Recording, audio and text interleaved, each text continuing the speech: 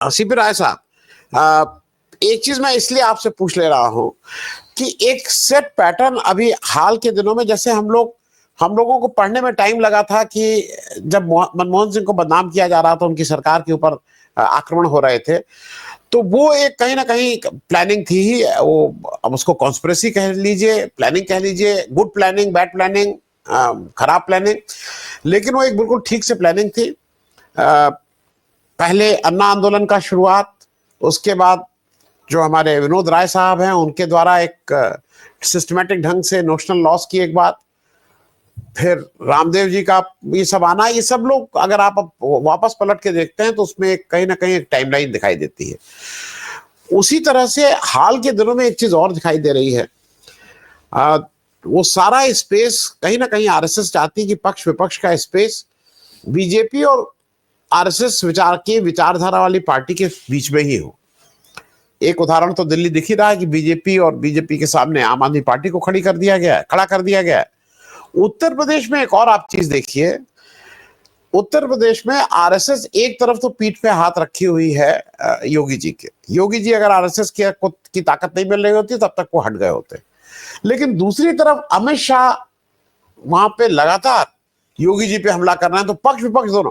अब आज आशीष पटेल, योगी सरकार का एक मंत्री, सरकार पे आरोप लगा रहा है कि मेरी हत्या करवाने के लिए जो उत्तर प्रदेश की टीम है, पुलिस की टीम जो है, वो मेरी हत्या करवाने के लिए खड़े हैं अपनी सरकार के ऊपर। उसके साथ उनकी पत्नी भी बैठी हुई है जो केंद्रीय मंत्री हैं। ये लोग प्रेस कॉन्फ्रेंस कर रहे हैं इन सब बातों की।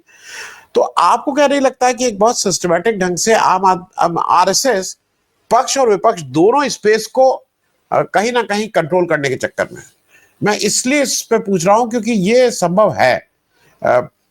और जो अभी रिसेंट जो जिस तरह से मैंने शुरुआत में कहा था, आप तब लेट आए थे, कि अरविंद केजरीवाल साहब बड़े पापा के पास शिकायत करने पहुंच गए कि देखो देखो देखो देखो बड़ा भाई जो है वो इस तरह से काम कर रहा है, बड़ा भाई चीटिंग कर रहा है। तो इनको आरएसएस के मतलब भागवत जी को चिट्ठी लिख के कंप्लेन करके वो क्या चाह रहे थे? एक चीज तो वो मान रहे हैं कि आरएसएस बहुत बढ़िया संस्था है, जो फेयर है, जो बहुत अच्छा काम कर रही है और इनकी गुहार वहां सुनी जाएगी। मैं ओवरऑल इस सारी चीजों पे राय साहब आपका एक टिप्पणी चाहूंगा। आनंद जी, पहले तो माफी चाहता हूँ, मैं कहीं निकला हुआ था और मुझे पहुंचने में घर लेट हो गया। जी जी। और फिर आया तो मैंने कहा थोड़ी देर जुड़ जाता हूँ मैं।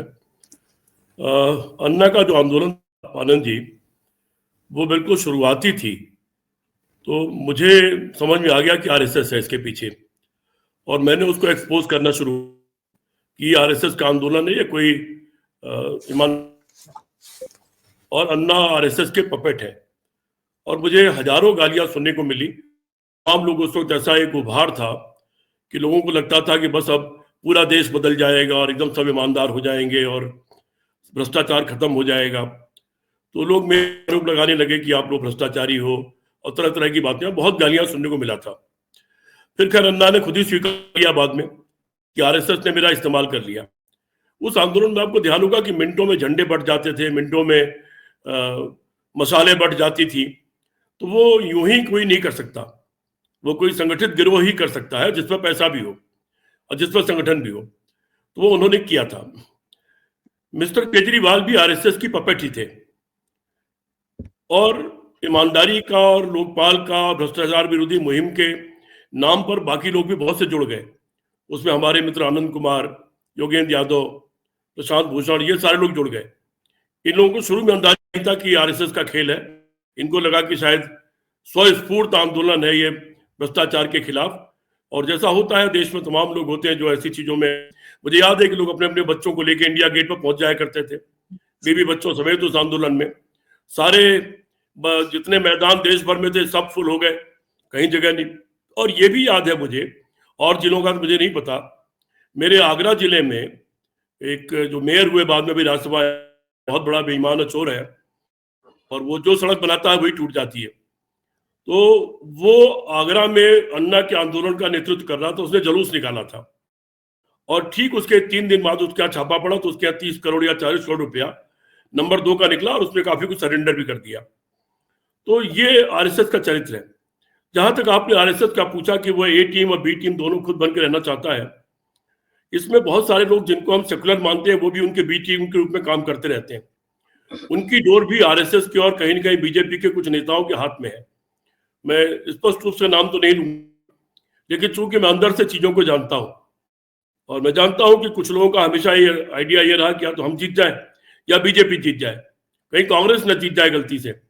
ये उनकी ये सोच रही है इस तरह के लोगों की, और इसीलिए आप देख रहे हैं कि अचानक राहुल गांधी पर हमले शुरू हो गए हैं और हमला करने वाले तमाम लोग निकल करके आ गए हैं पानी के सवाल पर, और वो राहुल गांधी माइनस होना चाहिए, इंडिया माइनस कांग्रेस होना चाहिए, इस तरह की तरह की बातें ये शुरू हो गई हैं। जहां तक आरएसएस का सवाल है, वो बड़ी खतरनाक संस्था है।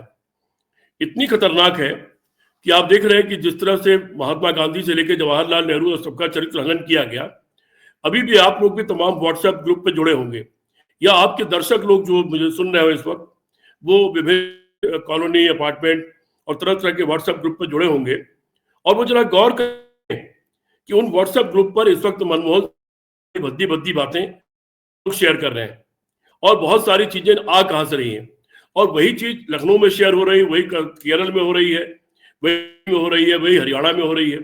सिमिलर चीज पूरे देश शेयर की जा रही है, और मनमोहन सिंह को खलनायक और बदनुमा दाग घोषित करने का पूरा, क्योंकि अचानक पूरी का ध्यान चला इनके ऊपर और भारी चर्चा हो गई कि उन्होंने कितने बड़े बड़े काम किए। तो आरएसएस को यह बर्दाश्त ही नहीं है कि किसी की अच्छाई की चर्चा हो। की अच्छाई की चर्चा होगी तो भी चर्चा होगी। अगर ये चर्चा होगी कि मनमोहन सिंह 8.5 से 10% तक जीडीपी को ले गए, तीसरे स्थान पर अर्थव्यवस्था को ले गए, तो ये भी तो चर्चा होगी जीडीपी कहाँ डूबा हुआ है, अर्थव्यवस्था कहाँ डूबी हुई है, बेरोजगारी के क्या आलम है। क्योंकि जब आप अच्छाई की बात करेंगे तो निश्चित तौर पर आम जनता की निगाह में वर्तमान भी दिखने, और वर्तमान और उसने अगर समीक्षा करना शुरू कर दिया तो फिर इनका सारा खेल खत्म हो जाएगा। आरएसएस के चीफ के बारे में शायद मैंने एक बार आपको बताया था, मेरे एक बड़े घनिष्ठ मित्र हैं, डॉक्टर हैं, और ये न्यूरो सर्जन्स के पूरे हिंदुस्तान के वो अध्यक्ष भी हैं। वो उनके आरएसएस के चीफ से अच्छे संबंध हैं। वो आरएसएस 2000 चुनाव के पहले मिले थे, और उसके बाद फिर जब मेरी मुलाकात हुई तो उन्होंने मुझे ये कहा कि मोहन भागवत ने ये कहा है कि अगर हम इस बार गए तो फिर 50 साल जाएंगे नहीं, और हमारा जो अपना लक्ष्य है वो हमारा पूरा हो जाएगा, और इस बार अगर हम हार गए तो फिर हम शायद 50 साल अभी और नहीं आएंगे। तो बड़े गंभीर घनिष्ठ मित्र हैं और आरएसएस चीफ के सचमुच बहुत करीबी हैं। तो अब ये आपको छटपटाहट दिख रही होगी, ये आ गए हैं, तो अब वो छटपटाहट है कहीं चले ना जाए, क्योंकि उसका क्या है, उनका एक तरीका होता है, वो कोई एक शगुफा छोड़ते हैं किसी चीज का, फिर उसका उनका निचले स्तर तक का उसका आकलन करता है, कुछ शगुफे के खिलाफ जनता में क्या रिएक्शन है उसका वो आकलन करते हैं। अगर वो रिएक्शन कोई खास नहीं दिखता तो फिर उसके एक कदम और आगे चल देते हैं, और अगर लगता है कि नहीं इसके खिलाफ रिएक्शन जोर से हो सकता है तो वही विड्रॉ कर लेते हैं, क्योंकि उनका मानना यह है युद्ध जीतने के लिए अगर 4 चौकियां छोड़नी पड़े तो छोड़ देनी चाहिए। और यही तर्क वो आरएसएस के लोग आपातकाल के बारे में भी देते हैं कि आपातकाल में हमने माफी इसलिए मांग ली और माफी मांग मांग के इसलिए बाहर निकल आए कि हमें बात की लड़ाई लड़नी थी, आखिर जेल में सड़के करते क्या। ये बड़ा खतरनाक संकट, एक तरफ ऊपर कहते हैं कि फला आदमी अच्छा काम किया, गांधी जी ने अच्छा काम किया, और इनका पूरा क्वार्टर गांधी का चरित्र हत्या करने में और गांधी से बड़ा नहीं था इस तरह की बात करने में लगा हुआ है। वो स्थिति नेहरू से लेकर आज मनमोहन सिंह तक दिखलाई पड़ रही है। आपने बिल्कुल ठीक कहा कि वो ये चाहते हैं कि यहाँ पर जो भी डिस्कोर्स हो, जो भी चर्चा हो, वो आरएसएस हो या आरएसएस के मुद्दे बनाम आरएसएस के मुद्दे हो, उन्हीं के मुद्दों के बीच में पूरा देश चर्चा में घिर के रह जाए। जैसे अभी आप देख रहे हैं कि धार्मिक मुद्दों को रोजाना उठा रहे हैं लोग और उससे बाहर निकलने नहीं दे रहे देश को, और उसको आजमा करके देख रहे हैं कि ये हमारा कहां तक चल सकता है। तो वो उनका एक बड़ा खतरनाक खेल है जिससे हम सबको सावधान रहने की जरूरत है, देश की जनता को जागरूक करते रहने की जरूरत है। अगर हमको फांसीवाद से लड़ाई हमारी है तो, क्योंकि फांसीवाद आना मात्र लक्ष्य है जिसमें आरएसएस का चीफ सर्वा होगा, और आरएसएस के लोग फिर इनकी गुंडागर्दी की हालत तो आप देखते हैं, समूह के रूप में निकलते हैं तो ये क्या क्या करते हैं, मॉब लिंचिंग से लेकर और क्या क्या कर देते हैं ये लोग, और किस हद तक चले जाते हैं आम लोग आदमी के साथ। सब्जी वाले का नाम पूछ के अगर मुसलमान है तो उसके साथ क्या करते हैं, और इसी तरह की तमाम घटनाएं आपको देश में देखने को मिल रही हैं। तो आरएसएस क्या है कि इस बहाने टेस्ट करता है कि रिएक्शन क्या हो रहा है, इन बातों का रिएक्शन होगा है कि नहीं हो रहा है। तो वो उनका एक बड़ा खराब इरादा है, बहुत है, देश को बर्बाद करने वाला इरादा, देश तो ऑलरेडी बर्बाद कर चुके हैं। 45 साल की सबसे बड़ी बेरोजगारी है, इतनी महंगाई है, मुद्रास्फीति का बहुत हाल है। अभी वो रिपोर्ट आ गई कि जो गोल्ड लोन लोग ले रहे हैं वो गोल्ड छुड़ा नहीं पा रहे हैं, उसकी जगह उनका सारा डूब जा रहा है, उसकी रिपोर्ट आ गई। और इस तरह की एक रिपोर्ट आई कि चीन ने जो हमारी जमीनें कब्जा की हैं उस पर एक एडमिनिस्ट्रेटिव काउंसिल बनाने जा रहा है, वो या बना दिया उसने, ये चाइना के अखबार ने छापा है। तो एडमिनिस्ट्रेटिव काउंसिल बनाने का मतलब अपना राज्य बना लिया भारत की कब्जा की हुई जमीन के। दूसरी रिपोर्ट मैंने एक और देखा, यूरोपीय यूनियन में देख रहा था आनंद जी, आपने यूरोपीय यूनियन का जो अपनी संसदीय उनकी मीटिंग होती है उसमें तमाम सांसद लोग भारत के आतंकवाद को लेकर के मोदी के इस नीतियों को लेकर के कि ये लोग अल्पसंख्यकों के खिलाफ है, पत्रकारों के खिलाफ है, लिखने पढ़ने वालों के खिलाफ है। अभी मैं कल देख रहा था, वहां कई सारे भाषण इस दिशा में हुए। एक सांसद ने भी कहा कि मैं भारत गया था, मैं खुद ये देख के आया हूं और अब यूरोपीय यूनियन का एक डेलीगेशन भारत जाना चाहिए और वहां इस टाइप की बातें हो रही हैं। तो दुनिया भी इनके कर्मों से चौकन्नी है और उस दुनिया के चौकन्नी होने के कारण मोहन भागवत और नरेंद्र मोदी को कभी कभी कुछ ऐसी बातें करनी पड़ती कि लगता है कि दिल के बड़े हैं। एक तरफ नरेंद्र किसी चर्च में जाकर के वहां पर उन्होंने कैंडल जलाया और वहां कहा कि क्रिश्चियनिटी बड़ा अच्छा एक धर्म है और ऐसा है वैसा, ये बात की। और दूसरी तरफ आपने देखा कि लखनऊ में चर्च के बाहर जहां अपना बना रहे थे क्रिसमस, वहीं उसके बाहर जैसे नारे लगाने शुरू कर दिए लोगों ने, नाचना गाना। तो ये दोनों हाथ ये आरएसएस के हैं, वो बोलने वाला मुंह भी आरएसएस का है और ये करने वाला, नारे लगाने वाला मुंह भी आरएसएस का है। बहुत खतरनाक लोग हैं, बहुत ही मतलब कुछ कह नहीं सकते। और अगर इनका सच आ गया तो देश किस कदर बर्बाद होगा, किस कदर मौतें होंगी, किस कदर यहाँ युद्ध चलेगा और क्या बुरे हालत होंगी देश की। इसके बाद उसका भविष्य क्या होगा मुझे नहीं मालूम। जर्मनी वगैरह तो उभर के निकल आए, वो लोग तो अपने उस शौक को निकल करके निकल गए, फिर से इटली भी निकल गया, लेकिन न वहां हिटलर का नाम था, न वहां कोई मुसोलिनी था। जैसे लंका में किसी का नाम रावण नहीं है, पूरे ब्रज क्षेत्र में किसी का नाम कंस नहीं है, उसी तरह से वहां पर हिटलर का नाम कोई नहीं लेता। लेकिन हिटलर मुसोलिनी इन लोगों के तो खैर है, इनके आदर्श है और उसी तरह का स्थापित करना चाहते हैं।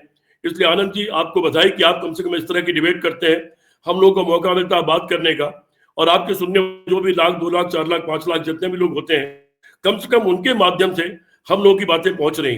मीनू बातों में अपने को जोड़ लेता हूँ, बाकी साथियों को मैं नहीं सुन पाया, मुझे बहुत अफसोस है। लेकिन हमें बहुत चौकन्ना रहना पड़ेगा, रोज घंटे दर घंटे इनके खिलाफ लड़ाई छेड़नी पड़ेगी। जी आनंद जी।